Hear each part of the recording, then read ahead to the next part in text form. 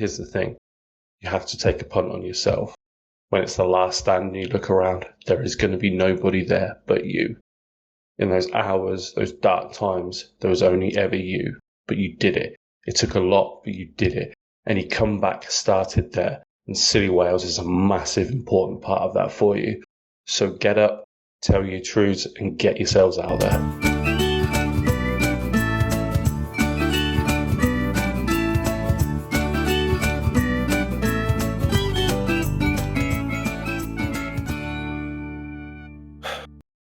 And that's that.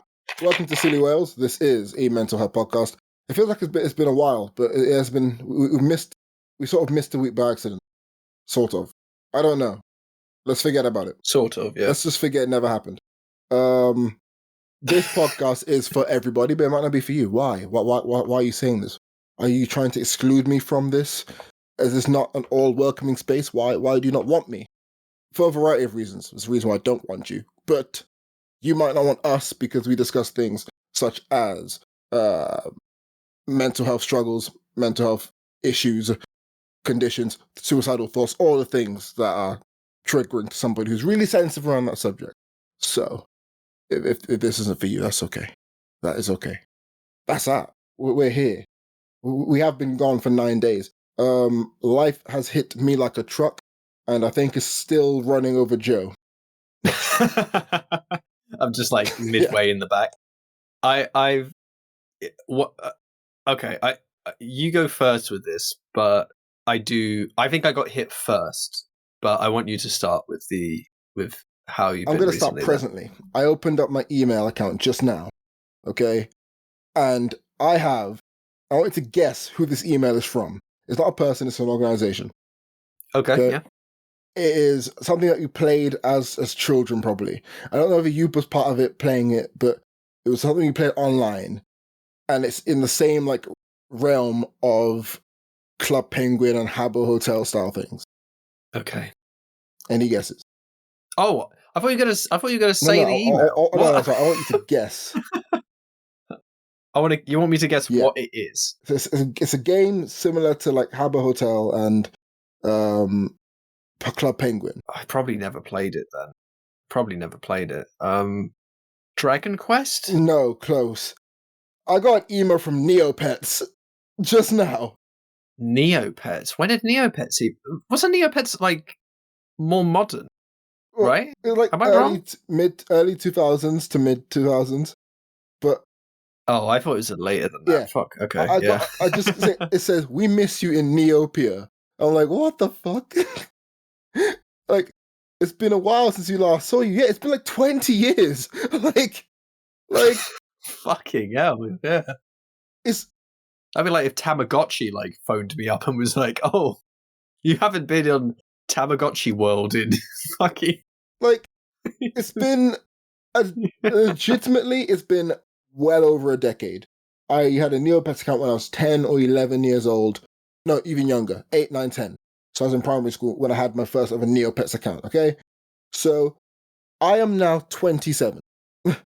I haven't touched it since I was 11.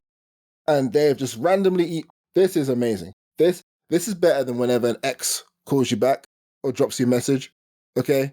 It's better than that feeling. It's better than the feeling of opening a letter and being like, hey, look at that.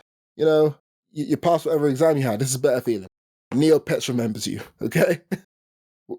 And this is the algorithm coming back because now you're going to get hooked on it. I think that the time for Neopets has sadly passed me by. Not because of age or whatever. No, I love Pokemon and all that stuff. I just think that the game itself probably isn't up my alley. Well, apparently it wasn't when you were 10. So when I you was stopped addicted playing to it for ages, okay? But then this thing called consoles happened, and a game series called Pro Evolution Soccer happened. So that was that. Pro Evolution Soccer 4. Exactly, yeah. I was Anyway, weeks. Week has been a week. I got back from sparring today, and it's just a beatdown. It's just a beatdown. It's fun. You have lots of fun. It's great.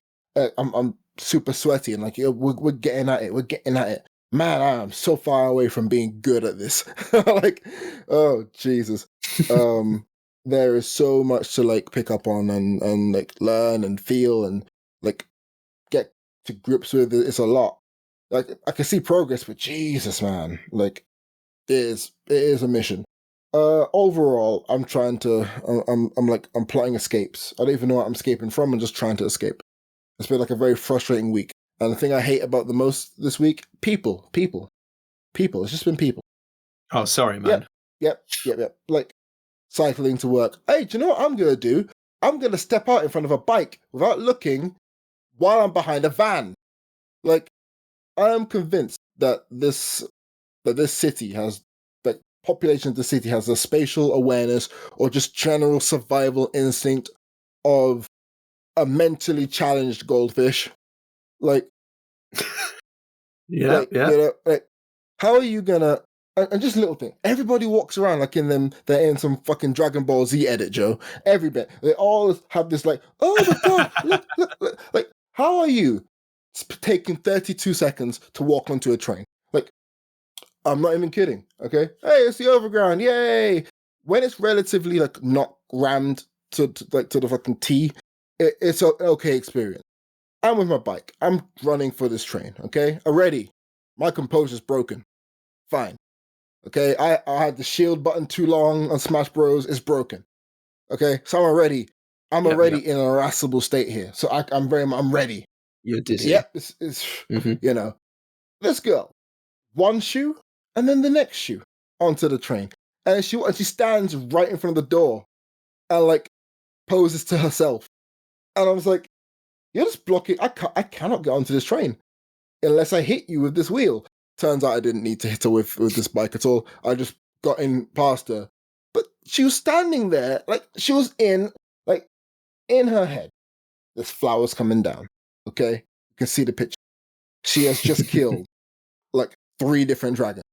Like, that is in her head. And the same thing. I'm there cycling. I'm cycling back. Life is easy. We're having a good time. Okay? And there's this guy, random man, just walking in the middle of the road. Just in the middle, like, he has his AirPods in. You can tell what song is playing in this Caucasian man's head right now. He just walks with it. Jesus walks. God trying to show me the way, but the devil trying to bring me down because the shoulders are back. And you can tell he's a guy who never has his shoulders back. He's practicing this walk. But why are you in the middle of the street? Like, why? Like, do you think it's one of those things? You know how like they found essentially that across all demographics you can find, for example, the number of people who are gay tend to be pretty much the same across all like races in the US, for example, and things like that. Do you imagine that there's just like in every population, it's pretty much the exact same percentage of people who do the things that you're describing, like who like confidently in streets that definitely have vehicles on will just walk on the road along, like people who very much lack the spatial awareness, or I guess the sort of force, the personal like tinge of needling foresight against themselves to like figure out what they should be doing in a moment and what they shouldn't be doing. The candy from the stranger. Okay. I mean, how many kids would say yes? To be fair, none. Like, but that's what it must be. Like this, what I'm trying to say is that London is a lot more people, right? So you're going to see them more often. Like, these were the guys who, like, they literally saw the PSA. Hey, if a stranger offers you a ride, don't take it. And then some random guy goes, "Hey, do you want to ride home?" Yeah, sure. Like that is a demographic. Like, but yeah, no, I get you. But you gotta like there's a level of savviness that people do not have, and I think it's being ableist to target these people. That's my take. No. Because now you're implying that they have like some sort of impairment to themselves. They're just idiots, Joe. Okay. Like what you're saying is like, them white girls who go on social media have to be like, oh, my ADHD was so bad today without a diagnosis. Like, no. Okay. Or self-diagnosing themselves with autism and putting it in their Twitter profile. Look at me. I've been diagnosed for. Like, no wonder. Oh, I'm so forgetful. Hey, who knows? You could be schizophrenic, but you're never going to find out, are you? You just want the label. You just want the label, but you don't want the problems that come with it. Am I gatekeeping mental health right now? Yes, I am. Okay. Yeah, this is a crazy start. Like, this is full aggro But- so early. Like, this is how aggro should be, I guess. But so Let early. me tell you now, okay? Those people, they're lying about mental health conditions, right? They're lying on themselves. It's all good. They are also of the same population of people who walk in the middle of the road. Why? They have no self-awareness. They're incredibly selfish with their time and their space, which means they're incredibly selfish with other people's time and other people's space. You are on a method of public transport. Assume that other people are with you on this public transport. Not everything's about you. Okay? The amount of times I've seen like a weird sense of entitlement from London, especially because I live in Hackney. We are holding it down here. Okay? Like, you get asked the stupidest questions. Like, I live on a road which is a very conscientious, contested system. It is a two-way system. Everybody thinks it's a one-way system. So there have been times where I've cycled up the road and all the ways I've come up are correct. And there were people crossing the road, but they're not looking. Either way. And I had someone, because they stepped out in front of the car, in front of my bike. I was like, cool. I said, hey, please, this is a road. I said, please, this is a road. He goes, but you shouldn't be coming up this way. I've lived in Hackney for 4, and I was like, normally I'm very courteous. I let people get their word in, and that's a problem. People say that's a problem. I need to shut people down quicker. I guess I finally learned how to pull the trigger, okay? I've lived in Hackney for over 4, no. The minute you say 4 years, if you're not saying 40, even if you're saying 40, I'm still an OG, you ain't, okay? I just went, I'm gonna stop you here. 28. That's how many years I've been here. 27. I said, yeah, anyway, 27. Okay? Yeah. You round up. You wrapped up. Yeah. No longer than you. This has always been a two-way road. Always been a two-way road. Fundamentally, and it also makes sense to be a two-way road. Either way, are you trying to tell me that you have lived this long? I'm just cussing this guy out. But you still don't look both ways. And I cycled off and I was like, look at me. I am the one in the edit now. Okay? But I've got the podcast. Like, it's that. And it's just like the amount of people, like passive aggressiveness that people have for their own issues as well. For example, on the tube, you see it all the time. Like, people get on and they won't move down and they refuse to do it. Or people get on the train or get on a bus and they have their things playing out loud. Like, they're not people with needs. They're not people with any sort of mental health conditions, whatever. They're just dumbasses, okay? And it's okay. But these are things that you can actively change. You know what I'm saying? And people do and they have this idea in their heads that like they're a victim if you say that what you're doing is wrong, and then they're a victim of an injustice. Like, it happens at London Fields when you play football and all that stuff. Jesus Christ. Like, we'll just have people. We had it like a few years back where we had people just sit up right next to us playing football, and then complain that the ball hit them. Like, okay, here's the thing. I go into a house and I turn on the cooker and I'm like, oh, it's really hot. I'm standing right next to it. Why would I like? Oh, we can set up any way we want though. Oh, okay. Well, then you can get hit by the ball whenever you want. Like. LF in particular, because LF also has like the cricket on occasion, right? And obviously people surround that area when cricket's playing, just, because. And everyone, if there's anyone there who's going to complain about like a cricket ball coming towards them, just is in a ludicrous like position, right? Like, obviously everyone would argue against them. You know what the thing about the train thing is? Like, the thing about not moving up into the middle section.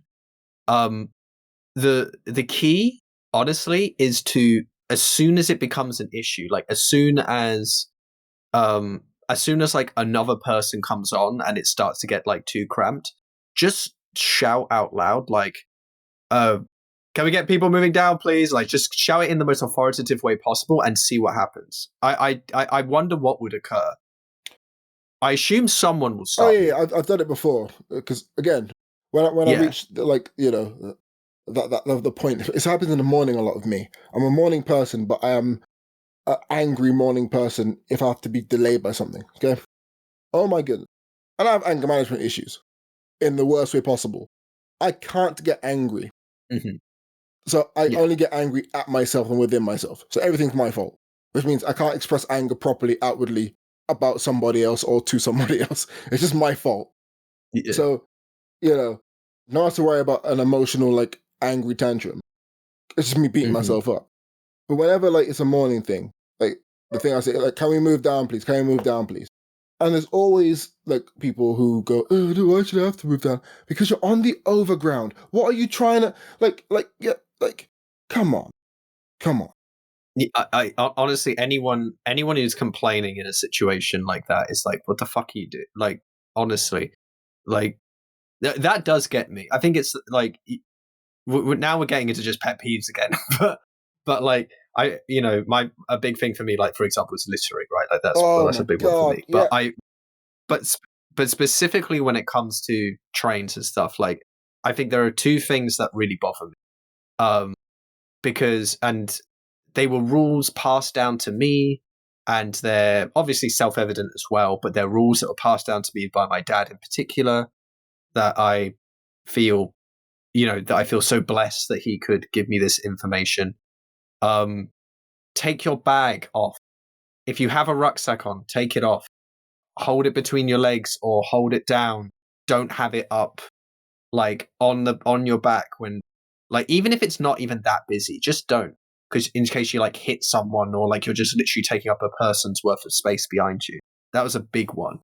And the other one was the carriage thing, like move down the fucking carriage. Like just make the space, just deal with it. Like you're on a train.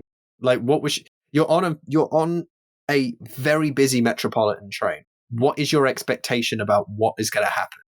And you might be like, and again, here's the thing that people could do as well. If you want to start, if we want to get down into the weeds of this, which I want to go no more than basically what I'm about to say on this matter, but yeah, here we go. If you have a particular reason why you need to stay near the door, for whatever reason that may be, even if it's just simply, I'm getting off next stop, would anyone be able to go past me? And then you just make sure that you're not that far from the door. Because I know what it's like when it gets real busy. Sometimes it's a real fucking pain, especially when the door's open, no one's leaving immediately, and so everyone fucking tries to cram in immediately on a tube or an overground. Again, another thing I hate is if you're trying to get on a train, leave an actual large area of space for people to get off. Like, just do it. There is no difference to you getting on the train for you being right next to the door or giving a meter of space for people to be able to get off. And like a meter is not even that much when you really think about it. I tried to give like a meter and a half. I have no issue. In fact, I once was in a situation where I was near the front, and I specifically like kind of maneuvered myself back slowly to push people behind me that were there.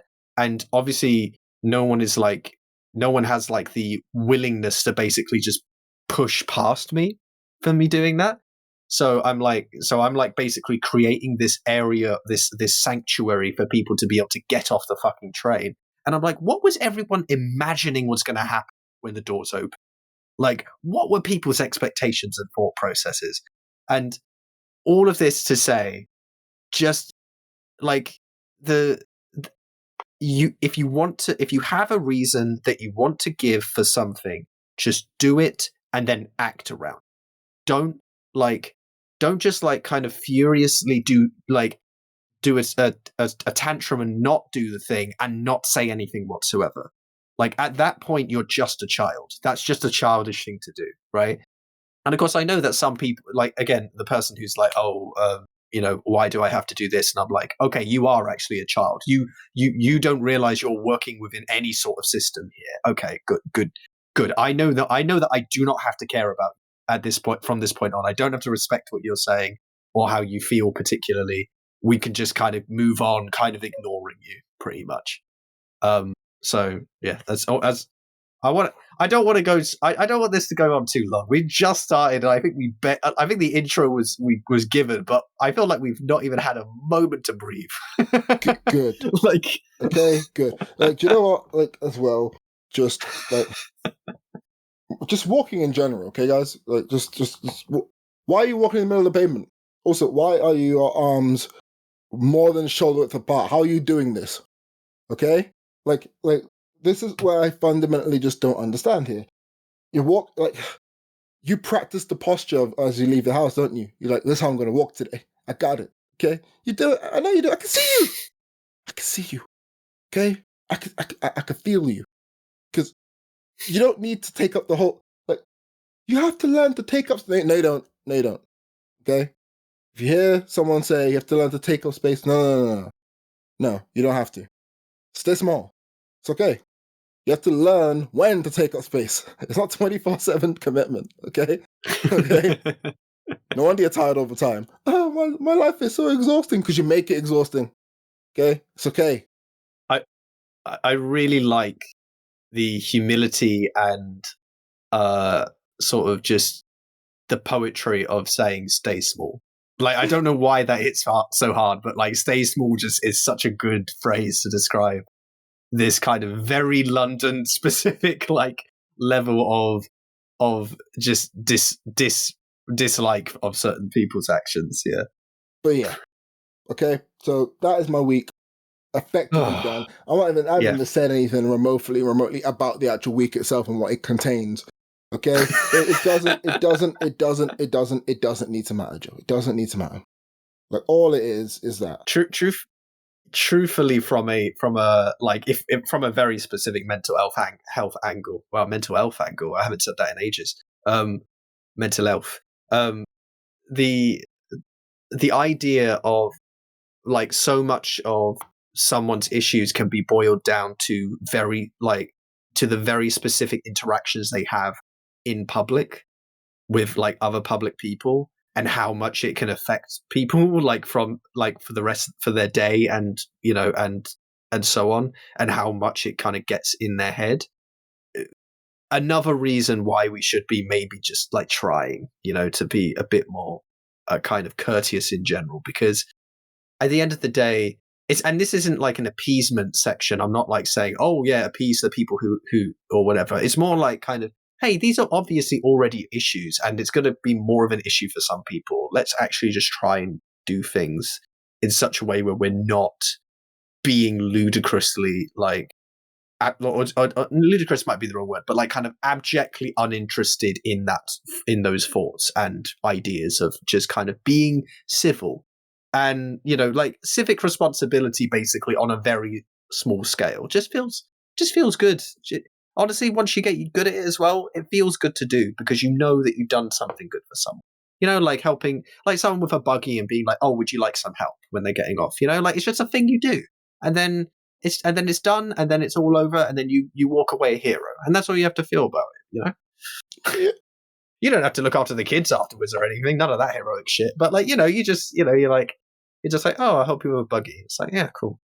But yeah, so yeah, nothing else you want to comment on about your about your weeks? No. Once you've done your week, then I'll discuss the big events that happened. So yeah, you do your thing. Yeah. Are we giving the date today, or are you not wanting to? No, like, today's like the 21st of June. This episode, Yeah, this 21st episode of like June. could possibly Friday. go up tomorrow morning, but it most likely will go up Sunday or Monday. Okay. Yeah. So last week was Kessis and Demi is still away, and I was still looking after the house and rats and things like that. After I came back from home, I had a little bit of a downturn, which then kind of ended up. This is what I mean by like, I think I got hit by a vehicle first, because it's only within the last like 3 days that I think I've actually started to recover at all from it, really. Like probably something like maybe not even Tuesday, actually, like Wednesday, literally. Like when we first started like having a bit more of a chat or whatever on that day. And I have been in a kind of weird space, sort of generally for like that period of time.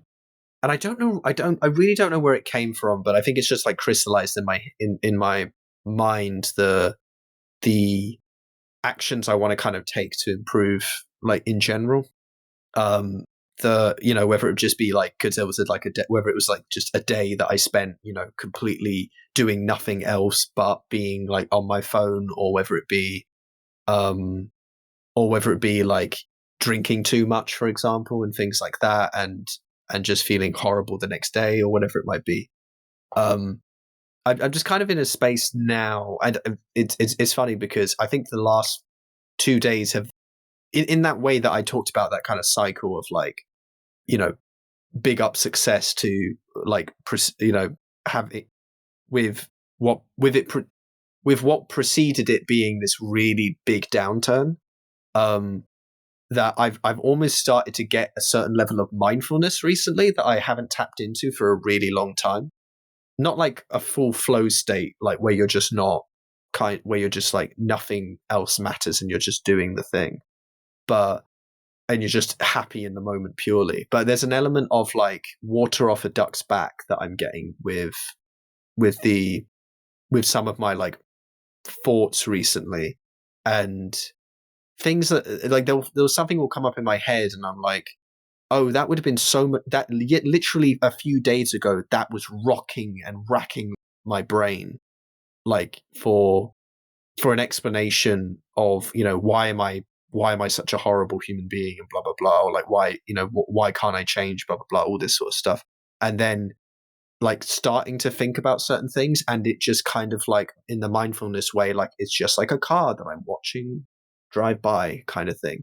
And it's so weird how different your kind of state of mind happens to be on occasion. And it also gave me a weird feeling of like the people in life who say, oh, why don't you just not feel the way you do when talking to people who have like mental health issues, or like, oh, just don't be sad, or whatever it might be, like all of those like lovely pieces of advice, really thoughtful pieces of advice, of course, as well, as we all know. The idea that someone is like, the idea that like, what if this is how they felt almost all the time? It's how I feel right now. And to feel like I couldn't understand, I had such ignorance of the experience that I couldn't possibly imagine how good a life I had compared to what I was experiencing previously, Yeah. which just kind of really threw me a bit, because I've had moments of my life where I felt better and I thought like, oh, this is what most normal people might feel like.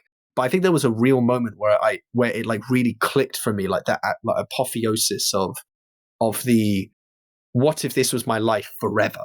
And I'm like, whoa, how detached would I feel from like the Joe that has been here for most of Silly Wales up to now and previously, right?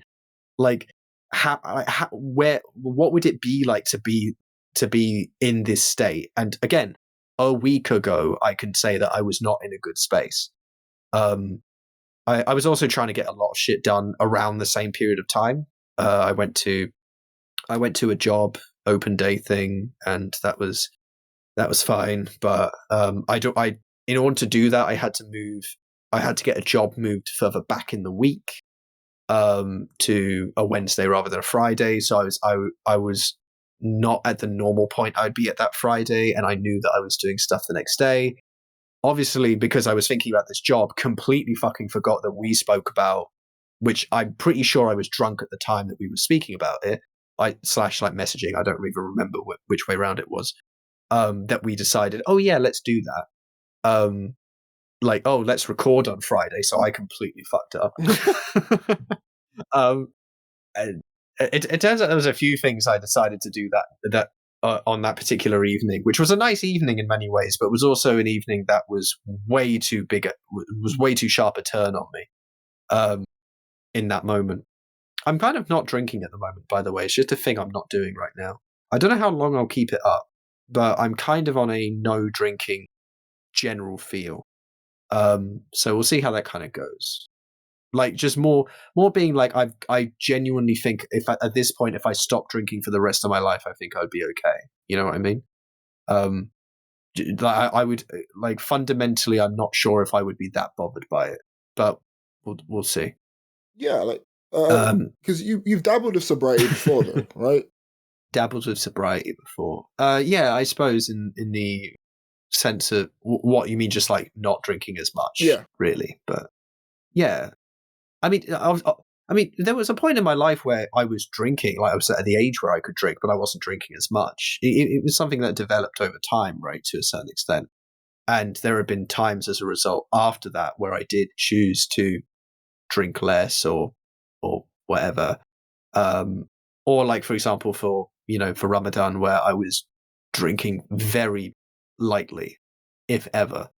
Being like, okay, well, I have to make sure I've eaten a lot before I even begin to drink, and if I do, I'm drinking like a maximum of X amount, whatever. But yeah, like I think this is the first, I think, truly, like, I'm not trying to make myself not drink. I'm again in this weird mind state at the moment where I can kind of choose to do things at will, and it's just happening, and I'm not sure when that's going to stop, but I'm just kind of riding that, basically. And I'm riding it after already having not drank for like a week or whatever, not being in that mind state. So it's like, oh, okay, well, maybe this actually could go a little bit further. Who knows? Again, one of those things that I realize I'm super like my dad in this respect, because my dad is fundamentally thinking about what I can say in case he listens. No, I think I think my dad genuinely is one of those people who just kind of has a sense of self kind of what's the right way of saying this, actually? A sense of sort of self-sustaining attitude of himself, where it's kind of like, if I don't want to be in a position where I feel myself being led astray by things I do, I want to kind of have a sense of control, like in that way. And also the feeling that I would say that he feels very much like he kind of wants to be in a state of of doing things because it's the right thing to do for himself, and of course knowing that there might be extra benefits, but like I think he's very much willing to give up the benefits that can come from things in order to gain some kind of more long term, sort of technically larger sense, like in a larger sense benefits, but which don't feel as like kind of high in a way, like as they don't feel as sharp, the feelings of the benefit, if you will. In the case of alcohol, for example, would just be like, the not euphoria necessarily, but like the kind of heightened emotion, and the feeling of being a lot more able to kind of to be a lot more loose socially, and socially lubricated, all that sort of stuff. Not feel so inebriated and inhibited. That's the word. You're absolutely inebriated.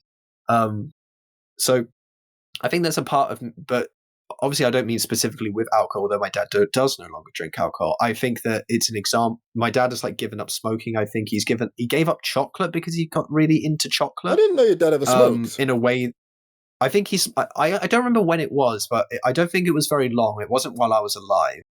I don't know if it was for very long, but I think he just decided kind of very early on that he was just not going to get into it and stop. Like he started to feel like he was getting addicted, and he just decided he was going to stop, basically. And with chocolate, I think it was that he used to just eat quite a lot of chocolate. I think that did end up overlapping into my life, and he was like, "That's not healthy for me," and just stopped. Like he just was like, "No, I'm not doing it." I just kind of like did that. And there's a certain level of like the desire for self-discipline, I think, is the way of describing it. He has a very similar sense of me, where the desire for self-discipline, I think, is there, and there's better words that I use. I think I even spoke about this with my mum, and I use better terminology, but very similar concept. So, I think very much this also brings into the whole YouTube side of things, blah, blah, blah, with like, my desire not to be kind of controlled by it and things like that. And yeah, it's been, I still haven't gotten round to like the complete loss of YouTube now. Like I have like for the last bit, I would say that, especially because of the way last week was, I would say that YouTube has very much still been like a daily to 5-6 days a week occurrence, right? With the caveat, I will say that I have been in kind of positions of a greater sense of being able to kind of go, I need to do this thing. And even though it might take me a while to eventually do it, something I want to do at 4, I might end up doing at 5:30, but I still end up doing it at like 6 o'clock.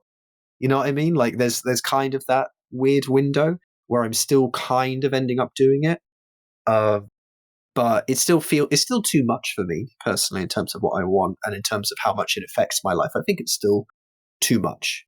And I think the way that it affects me is still too negative largely. But having said that, I'm not in, I think, for a lot of the people's advice or a lot of ideas about like, hey, don't try to just cold turkey it, like, work on just reducing it or finding ways to like, consolidate when you engage with it and not. I think my biggest thing recently has been, rather than thinking more about, like, obviously I kind of still want to do cold turkey-esque things, but really it's more about me focusing and working on the decision-making moment before I actually do it. Because that, I think, because one, that has actually kind of been the thing that has changed. And it's also the thing that has made me go, oh, if I improve that means I could apply this to more than just YouTube, right? The kind of moment where you say to yourself, like, okay, I'm about to do something. What am I about to do? Okay, and then literally taking as long as you want to just stand there and think about what it is you actually want to do, and then being like, I want to go have a shower. Like, just having even that moment alone, I think, is kind of again, it's all that thing where most people will get up and they'll have a shower, right? And they'll do it out of routine, essentially, more so than real, like, thinking that they're going to do it. And, it will feel weird if they didn't. Like, they would feel weird if they didn't do that. Because I don't naturally have that sort of going on in my head for the most part. Like, that's just replaced by go on your phone or go on YouTube just generically. For me, it's, I want to not be doing things automatically. I want to be doing things with decisive sincerity and and ultimately forcing myself to go through the motion of thought rather than just lazily like acting. So that's kind of been that's been the last few days. I literally plan to, I think I mentioned this to you like last night or something. I literally plan to go to a Buddhist center that's in town. I was like, oh, is there a Buddhist center in Worcester? Turns out there is. And I was like, oh, you know what? I'm going to go to the next open day thing that they have, like the next, open taster, whatever, like, for like beginner people who are not involved with it or whatever, to just come and see what's up and just go there and be like, yeah, I'll say hi and just hang out and then maybe get some advice on like basically meditation and things like that and mindfulness and all those sorts of things, because that's honestly one of the big kind of takeaways, I guess, that you can have from Buddhism without having any sort of notion of the more esoteric mystical notions of Buddhism. Yeah. You know what I mean? Like it's truly the atheist religion, if there is one. Like, it's Buddhism is probably the one, right? Like if you're gonna be like, oh, I'm gonna go to a holy area for any particular religion, I think Buddhism is the one that most atheists would be more likely to actually want to take part in, versus like, a church, a mosque, a synagogue, or what's like a, I actually don't know what a Hindu's, I don't know what a Hindu's what place of worship is now I think about it. Is that the Hara? I'm going to look that up while I hand it over to you to kind of discuss There's also stuff. Scientology, but Oh, I don't know what they call them, but the org. Yeah. How do you spell As an org? organization, the org. Oh, the organization. Okay. Yeah. Well, Remember the whole story. I remember what you said. I just didn't remember org. But yeah, guys, there was an event. Mandir. Oh, I didn't know I was saying. Mandir, that's what it's called. Yeah. There you go. I did actually know that, but I forgot that it was specifically Hindu, not some whatever religion I thought Vihara was from. Anyway. There was an event on Juneteenth. It doesn't feel like it was 2 days ago. Anyway, it was the pop out, Kendrick and friends. And let me tell you now. The pop out. Let me tell you now, okay? I stayed up for the first DJ headset, and I stayed up for a little bit of the DJ Mustard set, but it was really 3 o'clock in the morning, and I was like, this is gonna go on for a while, okay? I just turned it off, went to work, came back early from work just to watch it. It was incredible. Okay. Now, there's a few things that have to be noted here. When a man can bring together Pyrus, the Bloods, and the Crips on the same stage, have them dancing together, singing, drinking, being in each other's company, with there being zero friction, along with multiple recording artists, producers, singers, writers, all that stuff, who probably have their own beefs, and have them dancing on stage to a song that he wrote. You are on top of the world. Okay? You are. Simple as. Yeah. It was without a shadow of a doubt historical. And there'll be someone going, oh my god, no it isn't. Yes, it is. Like, for example, I had somebody at work explain to me why Taylor Swift's tour and the concert in Edinburgh or whatever is historical. And I did my best to not laugh in her face. Okay? I did. But guess what? Maybe in her life, it's historical. So I shouldn't judge. However, this concert is going to be historical in her life too, which is the difference between Kendrick Lamar and Taylor Swift. This concert is going to be seen as something that we'll discuss for a good few hundred years, okay? I'm not even kidding. Like, I thought about this recently. We look at music from hundreds of years back and we go, this is a classical piece of music. Are they going to look at music of this current generation we have now? I mean, I don't just mean like these past few decades. I mean like from the Rolling Stones to Prince, Jimi Hendrix, to Michael Jackson, to Jay-Z, to like all of these guys. Are they going to look at our lyrics hundreds of years from now and be like, man, they're really discussing things, you know? Like, oh, like they gotta look at This Is America by Childish Gambino and be like, oh, this is a song that, you know, discusses the horrific police brutality back in the years, 2010, like 2010, 2011, and all that stuff. That's just what it is in the 2010s. And they're gonna teach kids this history about how things were really unequal and there were really like bad things in the world. How close we were to World War III, and they're gonna bring up like legendary figures. And I'm pretty sure that Kendrick will probably be discussed there as like seen as a unifying voice and things like that. And people get really weird about history and people like to gatekeep history and say, this can't be it, this can't be it. But you have to think about it logically here. When you could connect people through music who would normally be firing at each other, you have to start asking yourself, well, I'm doing something correct here, clearly. Now, let's bring it back down to earth a little bit here, guys, okay? Roddy Ricch, Let's get back. and I played his song for you yesterday while we were playing Civilization. Roddy Ricch came out, and I Yes. realized why I liked this show so much. Did his first song, great, cool. I was like, oh, this guy's pretty good. Then the second song came on, The Box, the song that me and Joe listened to again last night. That song live, goosebump. Everyone knew all the words, and I realized, oh, this is why this show is actually really good. It's not just Kendrick popping out and showing niggas. It's every single person that took the stage. Because I know the song The Box. Never on my playlist though. Why?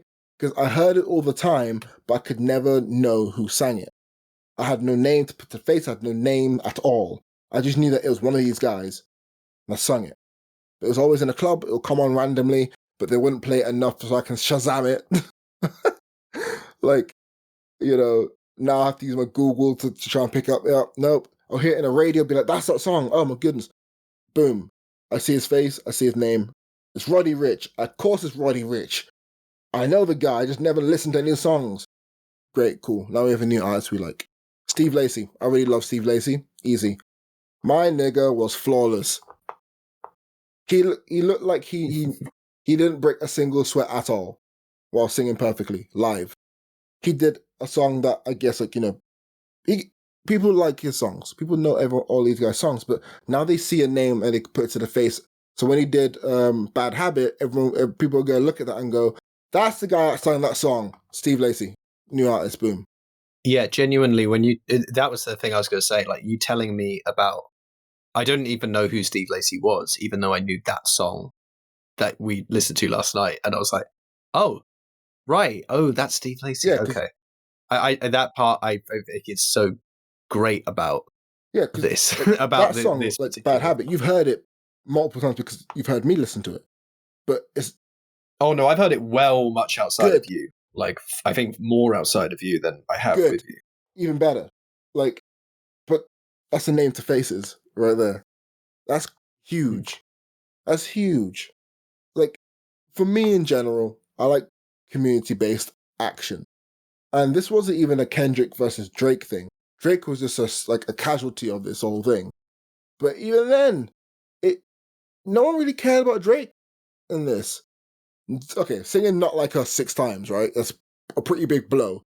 But yeah. I mean, like, I mean, come on, like, not. But I will say this: I was just focusing on how good of a time everyone's having, rather than like the guy being like brutally torn apart here. I was thinking, this is community activism, community awareness, community like participation, all in one.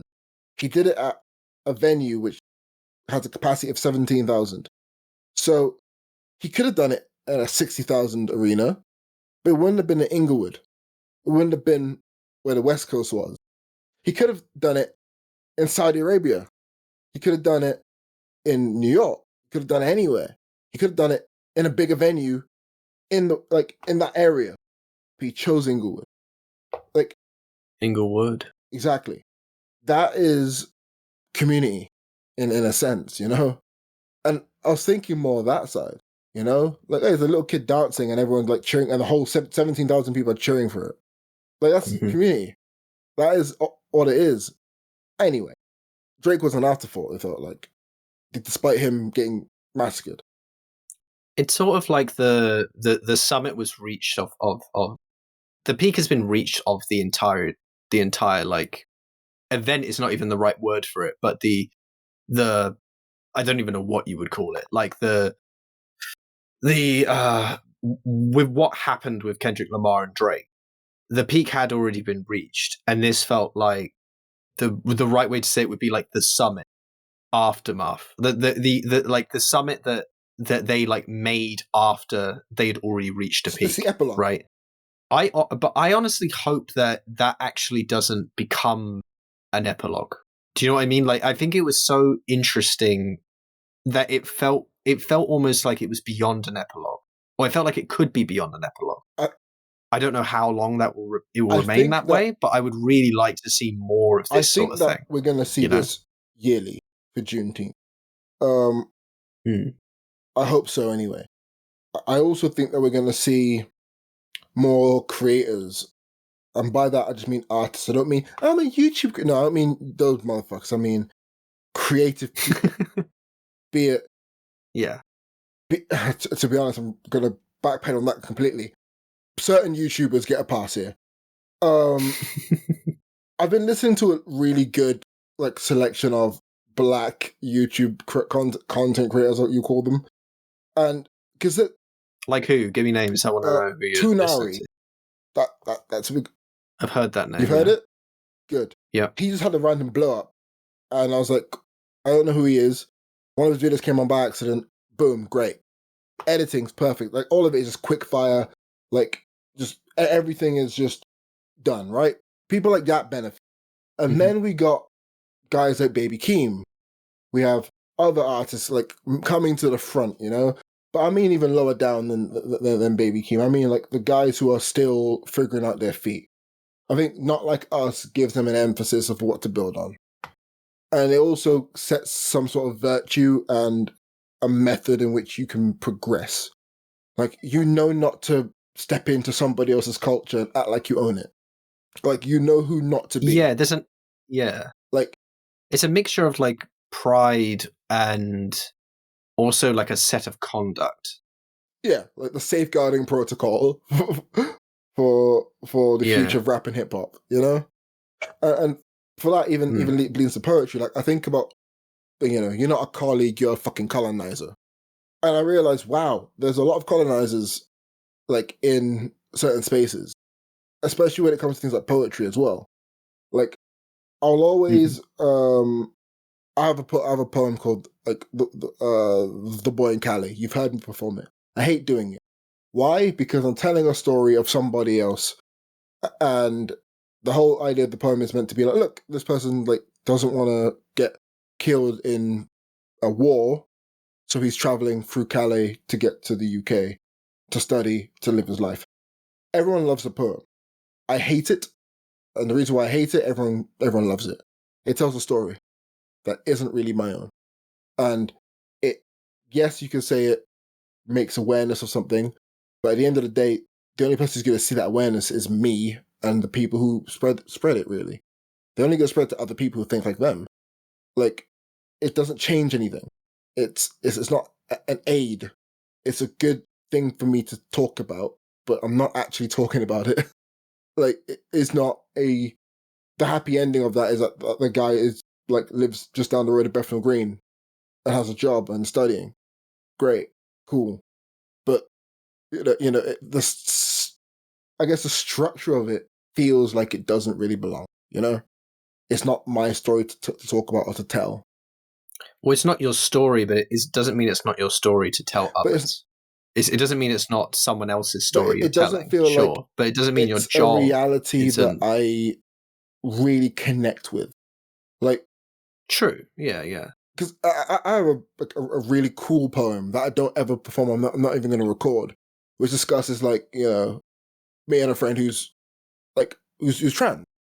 I don't do the poem a lot because, not because I feel like I'll be a colonizer in that community or anything like that, but because I feel like other people will have that gatekeeping mindset to it.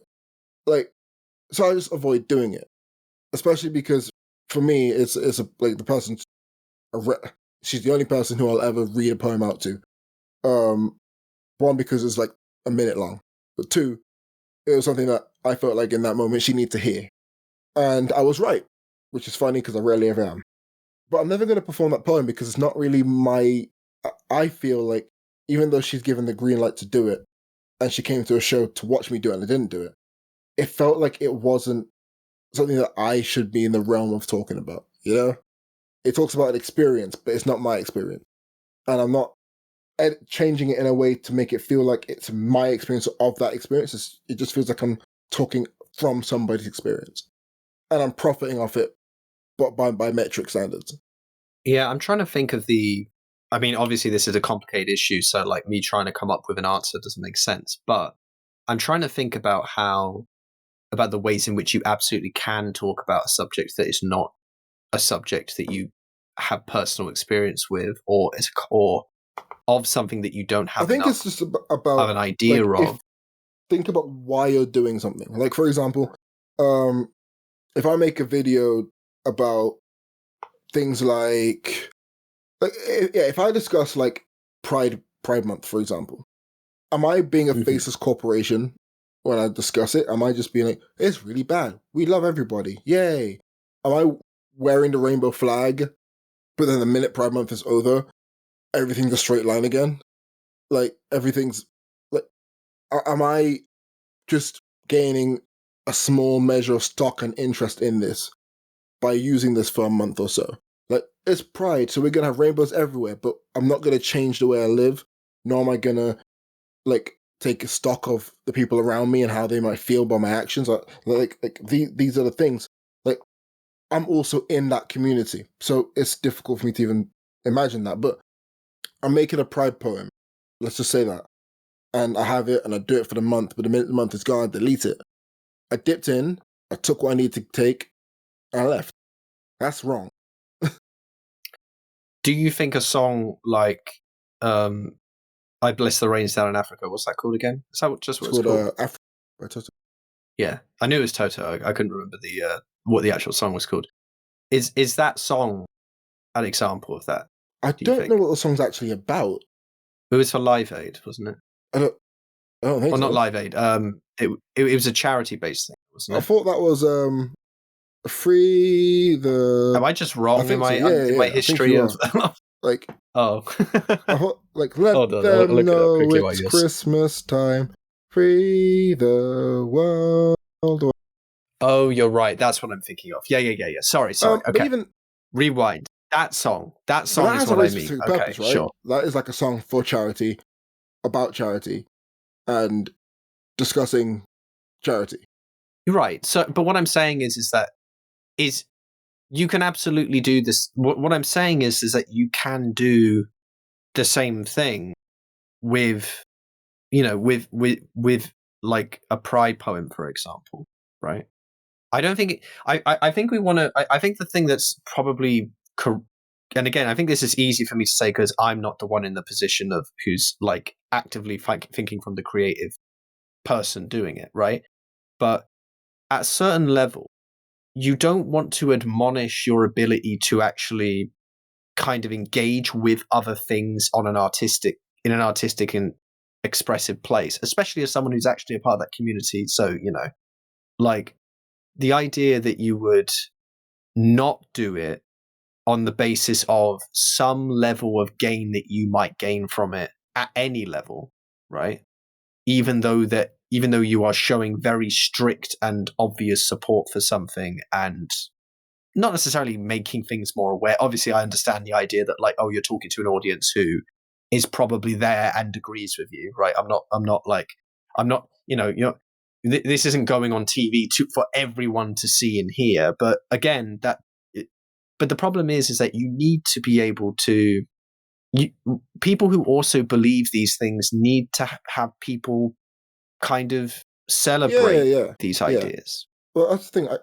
Otherwise, people will lose that. Like it will burden down on you every time it comes up that someone is attacked for no fucking good reason apart from something about them that is completely and utterly fine and shouldn't And be that's the thing. attacked, Like, right? how do you do that appropriately? And I really do think that it's a really simple thing to do. Like, if you are an ally of something, that's the word that's used here. You don't really profit off of your allyship because it's a natural thing for you to do. Like whenever like I see someone with hashtag BLM in a bio, first joke I make is, well, if their heart gets broken by a black guy, they're taking it out quick. Because the idea is like you're a part of the trend, but you're not a part of the like solution or the helping of the problem. Like everyone doing. But there's also no effort. Like everyone doing there's black no squares effort. and all that stuff, right? And things I also, as I mentioned before, like going to a protest doesn't mean anything to me either. None of these things mean anything to me if the life you live is still like drenched in the idea of you being better than somebody because of your skin color. Like if that is who you are naturally, then no matter what protest you do, help. Similar to like we have footballer Jordan Henderson, right? He was very like proudly supportive of the LGBT community and all that stuff. He was like on their Stonewall flags and all that stuff. He then moves to Saudi Arabia to play football in one of the worst like heel turns of ever. Yes, I remember this. And his interview for it was, well, I just, I feel like I can promote change over there. You lasted months. You wanted the money, and that was okay. But so everyone felt like he was dipping in, taking what he needed, getting the good publicity, and then and dipping out and leaving. I think it's all well and good having a song. For example, let's say I wrote the Calais song, the Calais poem again. I'll write it in a very similar way, but I'd also make it very clear that it's not, but I'm not profiting from it in a way. So it's not about, oh, look at how good you are in this situation. I'll make it more, this is this guy's story. And I'll probably also only ever release it if I know that the money is going to go to things that help that situation get better. Because why am I why am I earning money off like people suffering? So if I make a song about police brutality, I need to know how I can make it better because, well, actually, to be honest, police brutality is one of the things I can probably just make a thing about and colonize that because that's something I'm likely to be a victim of. If I make, a thing about pride, for example, again, that's something that I'm actually part of. So let's say I wasn't in the LGBTQ community in any way, shape, or form. I'll make a song about how bad homophobia is, or make a poem about how bad homophobia is. I get all the plaudits for it, but then I come out in an interview saying that it's not natural. I don't actually support it. I've got the plaudits, I've got the praise, I've got the acclaim, and now I'm backing out. So, like, is that if I write that poem, am I gonna then look to help communities with whatever money or whatever I get from that? Yeah, probably I should. You know, Yeah, I mean, I'm glad you create a hypothetical version of yourself which is like a person that might do this sort of thing for profit, but that's not what you're doing. I think what I'm trying to get across, at least with the way that and this is almost like me. This is me not getting at this from a political or philosophical angle. This is actually me more trying to see if there's something about the way you're thinking about this which is preventing you from taking weirdly pride in the act of wanting to express something that you think matters, right? I have poems that do just that, but it's not like this issue I have is very specifically with that poem and the trans one. Sure. Yeah. Other poems that are like, which I call like somewhat virtue signally, which discuss minority communities, and I have no issue performing those at all.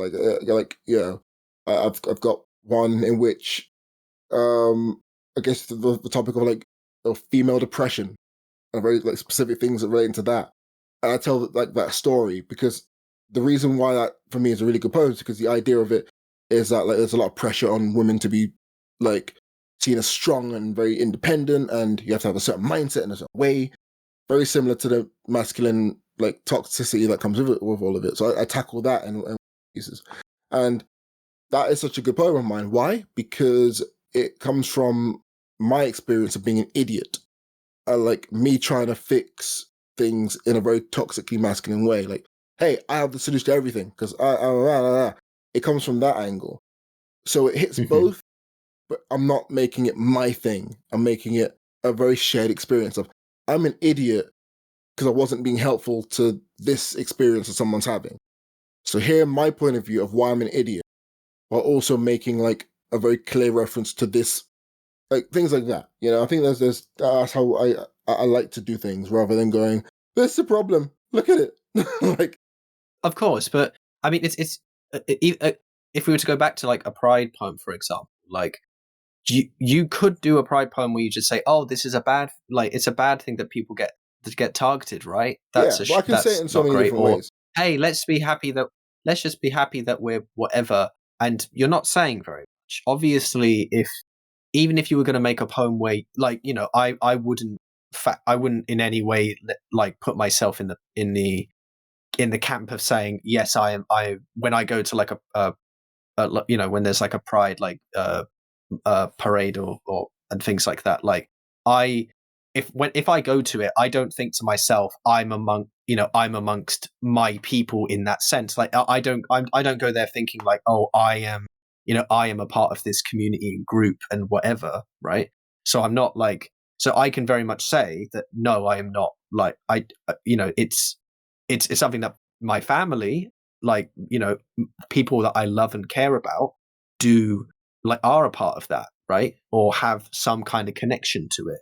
And so therefore, there's something there. But if I went on my own, or even if I went with someone else and neither of us were, I consider myself straight is what I'm trying to say in a roundabout way. It's more complicated than that, but that's kind of getting a bit too philosophical if I start going too deep down into that, so I'm not going to bother. The point being is, the idea that I couldn't say something that was deeply profound and something that I could do from, whether it be talking to people who I know who are in, LGBTQIA+, or any of these, or even some kind of like adjacent things with gender in general, like with like non-binary and things like that, and the way that that's been that's targeted and all that sorts of things. If I'm not, I could come up with something that was brilliant, right?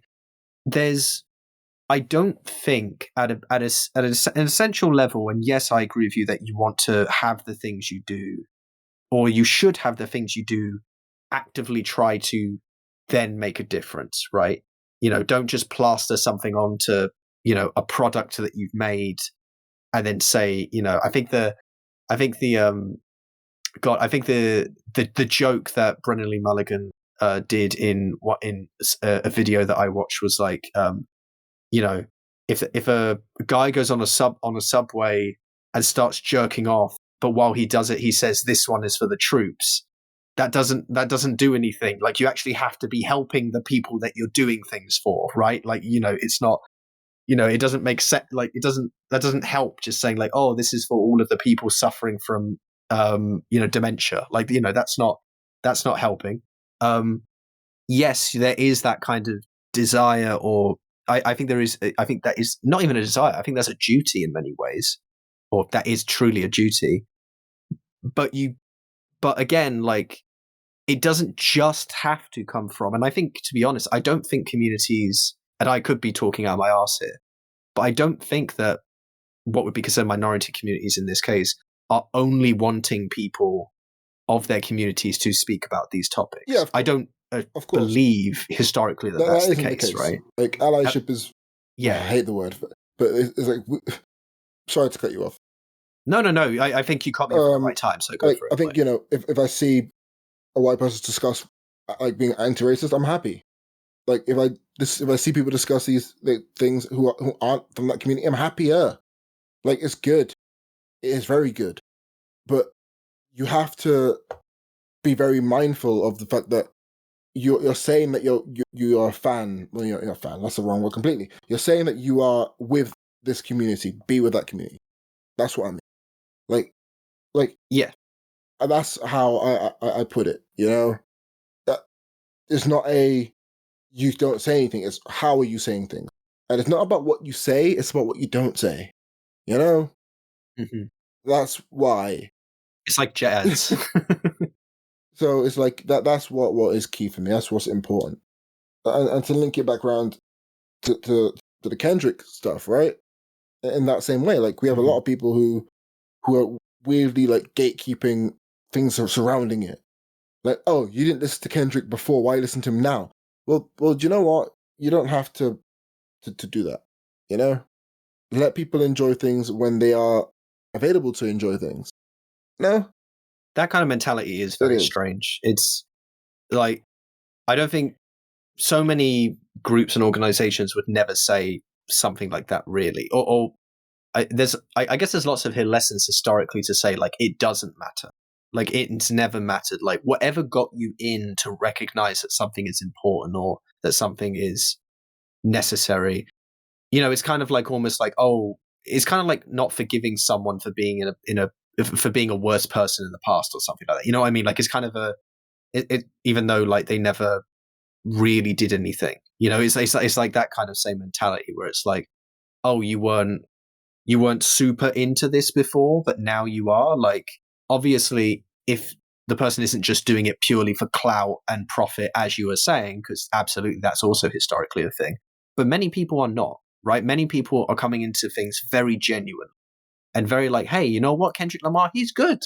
Like, obviously I'm not like that. I've loved Kendrick Lamar for years, but like, if someone's coming into the space like with all of this that's happened and being like, oh shit, this guy's actually a genius, which he is, then it's like, yeah, thank you, well done for realizing, join the club, get in. Like, not like the idea of like pushing someone away just feels so odd at that point. Like, I don't know, gatekeeping is always a weird thing. Like, I don't quite understand the mindset that brings about gatekeeping, apart from like some, I don't know, maybe it's just like a design for a lack of change, or maybe it's just almost like a weird sort of a hazing process that people want to put other people through for being new into a scene and wanting to try and like get them to understand, like, to put them in their place basically around the topic. I don't know, but I think a lot of the time it doesn't keep people involved. It and set about like a sense of of respect. I think more often than not, it just kind of pushes people away. Yeah, so, like, yeah. As I'm just keep saying this. It's not about not about why. It's about why you do it, how you do it, and rather than what you're actually doing. You know? Yeah. But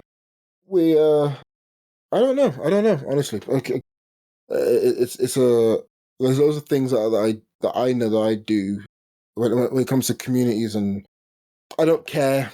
And because I don't care, I know that me fucking it up isn't gonna be one of the highest things on my list of possible fuck ups, you know? Because I don't care. I think if I care too much about wanting to appear a certain way, I'm not gonna appear at all. Yeah. And being sincere is a difficult thing to do. So if I don't sincerely care about something, I'm not gonna express and act like I do. So I don't have to worry about that too much. To be clear about my stance, though, I do think that I think it's necessary that you have this doubt. Like, I don't think it's a weakness that the doubt exists, because I think it's a strength to your character, right? And it means that at least, obviously I always will trust this, but I think, if people knew this kind of idea about you, like, I think when you are open with others about this sort of thing, in fact, if anything, I think it's, when you and your friend and she's giving you the green light or whatever, and you're still like not sure about it, right? I think if anything, that is your doubt, and doubt is maybe not even the right word, like your introspection on the topic, your self-awareness about it, right, is fundamentally a good thing. You might be a bit off in terms of certain margins about like whether you should feel bad or not or anything like that, but ultimately you are in the position where you are showing care, respect, and dignity around these subjects in a way that is, in many cases, and unfortunately it's always like in a lot of cases it's the popular thing that is, completely utterly ignoring all of this, that this matters, and that it's important, and that it shouldn't just be used as a skin or a thumbnail or a clickbait title, or I'm trying to think of there's like a really good word for this kind of thing that I'm not bringing to mind right now. I've literally thinking about something like this a few days ago, so I'm like annoyed that I can't remember it. But a facsimile, maybe. Either way, the sort of like a pastiche, maybe. I can't remember. Anyway, the idea of kind of using something, gutting something for the purposes of making a puppet out of a actual real life thing, and almost again going into that sort of fetishization angle of removing like an aspect of it and making that the thing that it is, rather than like actually realizing that this is a small part of some larger discussion topic and everything like that, and reality that exists. Oh man, I could talk. I genuinely, kind of slightly tangential before we finish, but I genuinely at some point want to do a presents episode on like fetish sex and then fetish non-sex. like because there's one that I could talk about with a lot of like detail and understanding and like kind of philosophical idea, and then the other one I'm like, I don't know what the fuck most of this is, and I'm really curious, and I want an expert to come in and help me, and we all know which one I'm talking about. I'm gonna call Ryan. Like, it sounds really weird to be saying this. It's gonna be used in 2 years' time probably against me. I have access to a lot of people in that industry who could definitely help us out. Okay. So yeah. I think that's it, isn't it? Yeah. No, man. I mean isn't it crazy how, even though I think we're off by like a week ish. Is it only a week? It's been 9 days since the last upload. Yeah. Like a week, but it feels like it's been ages. Like it feels like it's so much longer, at least for me. Like me even saying that last week was, I was Kestis and Demi was still on holiday. I'm like, holy fuck, like I genuinely, like, it feels like it was so long ago. Like, maybe that's just my personal present day experience, like recently, that's felt like that, but holy crap, did it feel like it had been so long since we recorded. So yeah, maybe a little bit of rust here and there, like maybe a little bit of like initially like some like, oh okay, I don't know how to quite like, let's like warm up a bit and blah blah blah, but fuck it, like I'm like it's kind of always going to be that way. Yeah, I feel like I have to look at clips and all that stuff. I never get a chance to do it. This is a very clippable episode, I think. Potentially. Yeah. All right, cool. Guys, we're going to take 2 steps to the rear and get out of here. I'm in the wind. So is Joe. See ya. You always fuck that up. See ya.